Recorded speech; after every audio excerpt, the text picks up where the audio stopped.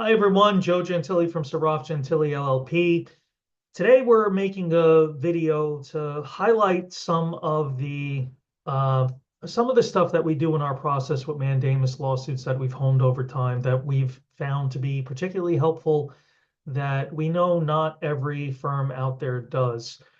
At this point, we've represented hundreds of people in mandamus lawsuits, and so over doing these cases so many times, you start to learn some things and pick up some strategies along the way. And thankfully, I think we just keep getting better with these over time. And so here's an example. We filed a mandamus lawsuit on behalf of a couple. Very common situation. U.S. citizen spouse is petitioning for their immigrant spouse to get a green card. We file a mandamus lawsuit. We get a decision on the green card within, I think in this case, I think it was about 30 days in, we got a decision. Fortunately, the decision was an approval. The government at that point reaches out to us and says that you guys got what you want, dismiss the lawsuit. And we've made a habit of pushing back at that point and saying that we're not going to dismiss the lawsuit until the green card is in hand and everything is okay.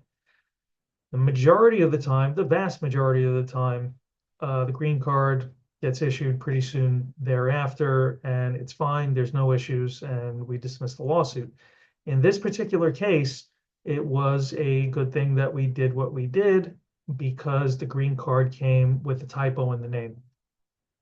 And if there was no lawsuit on file when this happened, it could be just a big bureaucratic headache to get that fixed, and it could take a while.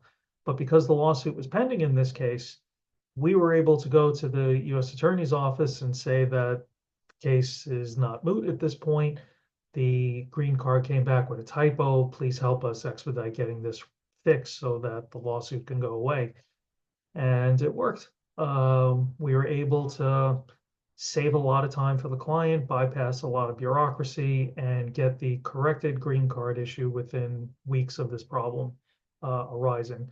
So that's just an example of some of the little bits of strategy and process that we've honed over time from doing so many of these cases. As always, if you have any questions, please feel free to reach out. And if this video was useful, you picked up a useful tip here, I encourage you to subscribe. Thanks.